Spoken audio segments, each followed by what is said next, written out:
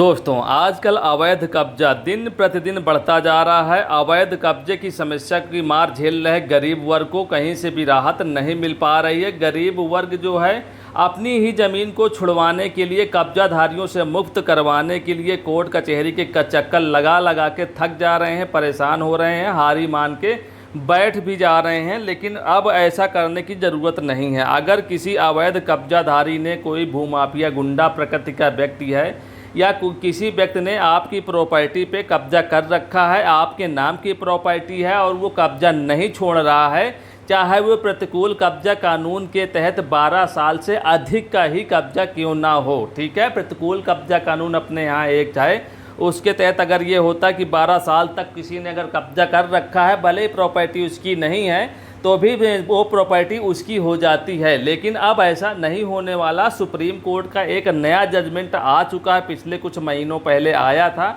उसके आधार पे माननीय सुप्रीम कोर्ट ने साफ साफ कहा है कि प्रतिकूल कब्जा कानून के अनुसार ऐसे लोगों की ज़मीनों पर जो है कब्जा नहीं किया जा सकता है, यानी जो है अन्यायपूर्ण काम नहीं किया जा सकता। सुप्रीम कोर्ट ने बड़े साफ साफ शब्दों में कह दिया है। तो मैं पूरी जानकारी इस वीडियो में दूंगा दोस्तों। अगर आपकी भी ज़मीन पे किसी ने कब्जा कर रखा है, ज़मीन आपकी है और वो ज़मीन को आपके छोड़ नहीं रहा है, तो उसकी ज़मीन को आप, अपनी ज़मीन को आप बड़े आराम से छुड़वा सकते हैं। सुप्रीम कोर्ट के इन नए तरीक़ों से, इन जजमेंट के आधार पे आप बात करिए, अपना थाने कोतवाली या कहीं पे बात करेंगे तो आपको बड़े आसानी से पुलिस प्रशासन के द्वारा कब्जा हटवा दिया जाएगा और आपकी ज़मीन आपको वापस मिल जाएगी, ठीक है। मैं पूरी जानकारी इस वीडियो में दूंगा। चैनल में पहली बार जुड़े हैं तो कृपया चैनल को सब्सक्राइब कर लीजिए दोस्तों, बेल आइकन प्रेस कर लीजिए। वीडियो पसंद आए तो एक लाइक और दोस्तों तक शेयर ज़रूर कर दीजिएगा। दोस्तों देखिए, आपके काम की खबर है, इसमें कुछ ना कुछ टाइम आपको देना पड़ेगा। वीडियो थोड़ा बहुत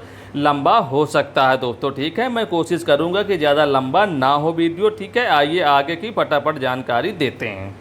दोस्तों, आगे की जानकारी देने के लिए मैं आपको लेके आ गया हूं अपने मोबाइल की स्क्रीन पे। आप देख सकते हैं, बिना अदालत गए अपनी ज़मीन से कैसे हटाएं अवैध कब्जा, सुप्रीम कोर्ट ने बताया तरीका, ठीक है। सुप्रीम कोर्ट ने उसका भी तरीका बता दिया है। आप इसको अच्छे से पढ़ सकते हैं और इसको अच्छे से देख भी सकते हैं, ठीक है। दोस्तों, मैं आगे आपको दिखा दे रहा हूँ पूरा आखिर क्या है मैटर।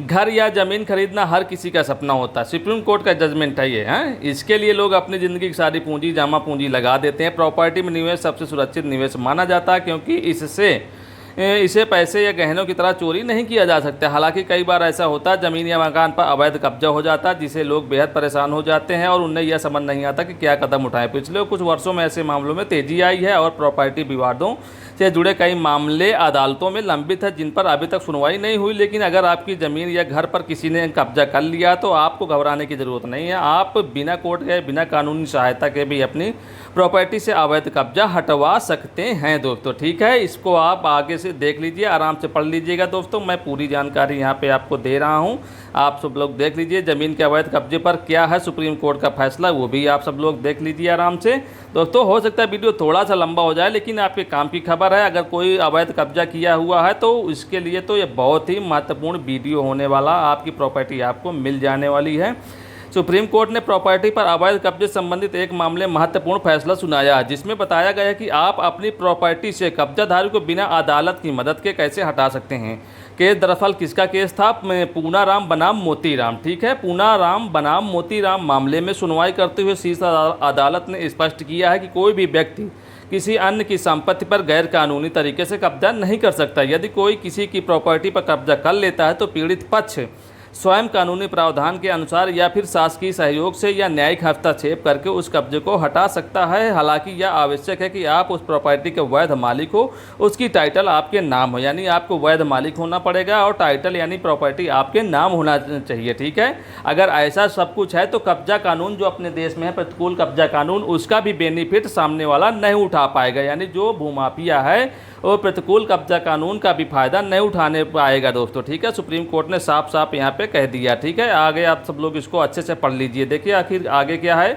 पूनाराम बनाम मोतीराम मामले में सुनवाई करते हुए सुप्रीम कोर्ट ने स्पष्ट किया है कि यदि आपके पास प्रॉपर्टी का टाइटल है, ध्यान दीजिएगा, ठीक है। सुप्रीम कोर्ट के वाक्य हैं, बहुत ही महत्वपूर्ण है। अगर आपके पास की जो प्रॉपर्टी है, पूर्वजी प्रॉपर्टी को किसी ने कब्जा कर लिया है, तो आपके लिए बहुत ही महत्वपूर्ण चीज़ है। आप इसको अच्छे से देखिए, पढ़ लीजिए।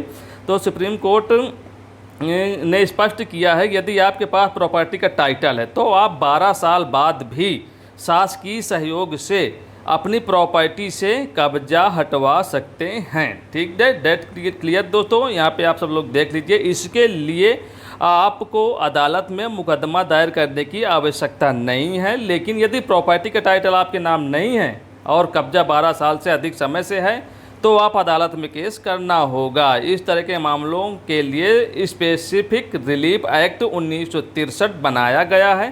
प्रॉपर्टी से अवैध कब्जा हटाने के लिए स्पेसिफिक रिलीफ एक्ट की धारा 5 में प्रावधान किया गया है। हालांकि प्रॉपर्टी विवाद के मामले में पहले स्टे प्राप्त करना चाहिए ताकि कब्जा करने वाला उस प्रॉपर्टी पर कोई नया निर्माण ना कर सके, ना उसे बेच सके। ठीक है दोस्तों, आप इस चीज़ों को अच्छे से समझ लीजिएगा, आपके लिए बहुत ही फ़ायदे की चीज़ें बता रहा हूं दोस्तों। देख लीजिए दरअसल पूरा मामला क्या है। यह मामला राजस्थान के बाड़मेर ज़िले के पूनाराम से जुड़ा हुआ है। पूनाराम एक बाड़मेर ज़िले का राजस्थान का रहने वाला था। ठीक है, जिसने 1966 में एक जागीरदार से कई अलग अलग जगहों पर, कई अलग अलग स्थानों पर ज़मीन खरीदी थी। जब पूनाराम ने खरीदी थी।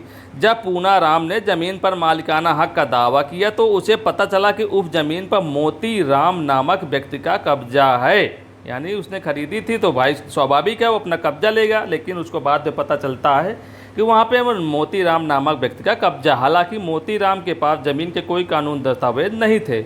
इस पर पूनाराम ने कब्जा छुड़ाने के लिए कोर्ट में केस दायर किया। ट्रायल कोर्ट ने पूनाराम के पक्ष में फैसला सुनाते हुए मोतीराम को ज़मीन खाली करने का आदेश दिया, लेकिन मोतीराम ने इस फैसले के खिलाफ राजस्थान हाई कोर्ट में अपील कर दिया। ठीक है भाई, इतना आसानी से तो मोतीराम छोड़ने वाला नहीं है ज़मीन, क्योंकि 12 साल से कब्जा किया था। ठीक है, उसने सीधा वहाँ पे ट्रायल कोर्ट के खिलाफ राजस्थान हाई कोर्ट पे चला जाता है। तो जहाँ पे हाई कोर्ट ने ट्रायल कोर्ट के फैसले को पलटते हुए मोतीराम के कब्जे को वैध ठहराया। इसके बाद पूनाराम ने इस फैसले के खिलाफ सुप्रीम कोर्ट में अपील की थी। देख लीजिए यहाँ पे कहानी कैसे मोड़ ले रही है। ट्रायल कोर्ट का फैसला जो है किसके पक्ष में आता है? पूनाराम के।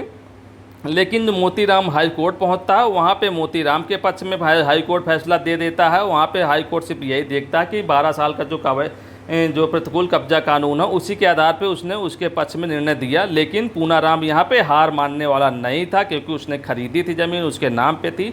वो तुरंत उस हाई कोर्ट के खिलाफ, यानी राजस्थान हाई कोर्ट के जो फैसला है उसके खिलाफ वो सुप्रीम कोर्ट में अपील दायर कर देता। देखिए आगे क्या होता है दोस्तों, मैं पूरी जानकारी दूंगा दोस्तों।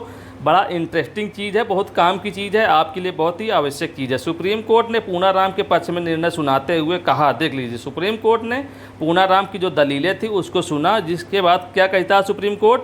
जिस व्यक्ति के पास, जी हाँ, जिस व्यक्ति के पास ज़मीन का टाइटल है वह शासकीय सहयोग से कब्जा छुड़वा सकता है। शासकीय सहयोग यानी पुलिस प्रशासन के सहयोग से कब्जा छुड़वा सकता है, भले ही कब्जा 12 साल पुराना ही क्यों ना हो। मोतीराम ने तर्क दिया था उसका 12 साल से ज़्यादा समय से ज़मीन पर कब्जा है और लिमिटेशन एक्ट की धारा 64 के अनुसार ऐसे मामलों में कब्जा नहीं हटाया जा सकता। उसने यही मतलब दलील दी थी जो मोतीराम का कहना था, मैं 12 साल से उस ज़मीन में कब्जा मेरा है और लिमिटेशन एक्ट के तहत धारा 64 के अनुसार उसमें से कब्जा नहीं हटवाया जा सकता। लेकिन सुप्रीम कोर्ट ने क्या कहा?